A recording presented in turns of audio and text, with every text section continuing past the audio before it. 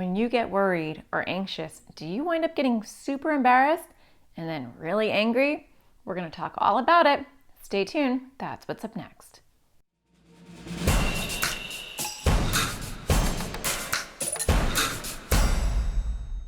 Hi, my name is Natasha Daniels. I'm a child therapist and I make videos for kids with anxiety or OCD.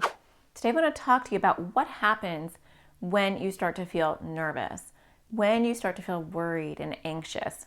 A lot of times people think that when someone's anxious or worried, they're going to show it. They're going to feel nervous, they're going to look like they're afraid, they're going to avoid. And that's not the case for all of you. Some of you might start to get really angry.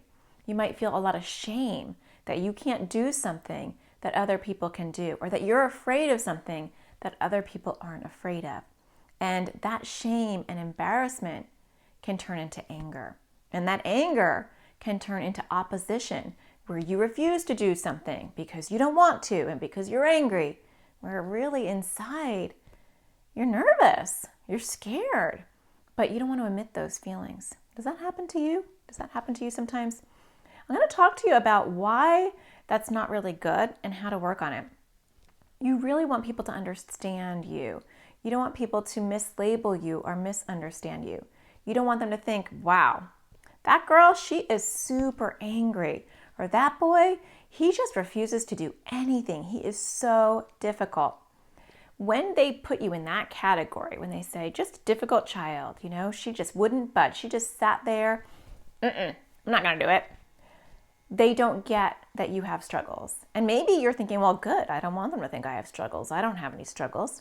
But when people think it's just poor behavior, they don't treat you very well.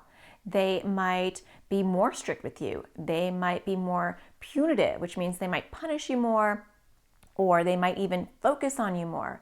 So if you're at school, let's just take this as an example, and you really don't want to do something. Let's say maybe everyone has to stand up and recite something, and everyone's taking turns, and you're thinking, oh my gosh, I'd rather die than do this. And so when the teacher calls on you, you say, I'm not doing that. And the teacher's like, we're all doing that. You need to stand up. And you're like, no, I'm not going to do it. And then you're getting into a battle with the teacher, and all the teacher is seeing is a difficult kid, a kid who needs to be disciplined, punished, and maybe even embarrassed. And so maybe the teacher makes you an example for the rest of the class. Not only are you going to have to do it, but now I want you to stand up here in front of the class, and I want you to do it in front of everybody. Hopefully you don't have a mean teacher like that, but some are like that. And that makes you even more embarrassed and more angry and more oppositional and more difficult. So instead of getting into that vicious cycle, and that can happen at your house, that can happen at school, that can really happen anywhere, even happens to adults who are anxious, but they don't want to deal with those feelings, or they don't want to share those feelings, or they don't want to admit those feelings. And so instead of saying that makes me nervous, they get mad, angry, and snappy. That might even happen to your parents.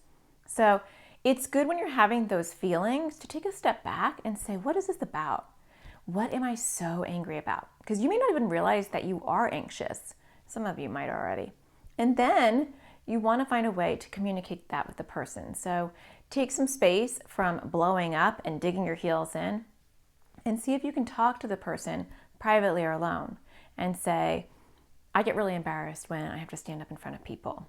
Now, I know that can be really hard to admit and to vocalize and to say to someone that maybe you're not 100% comfortable with. But I guarantee you that they're going to be more friendly, warm and fuzzy and understanding to a child or a teenager or a young adult or an adult who says something like that versus someone who says, I just don't want to do it.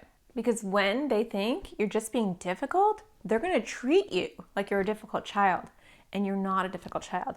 You are having an anxious reaction, and you need help and sympathy and understanding and not punishment.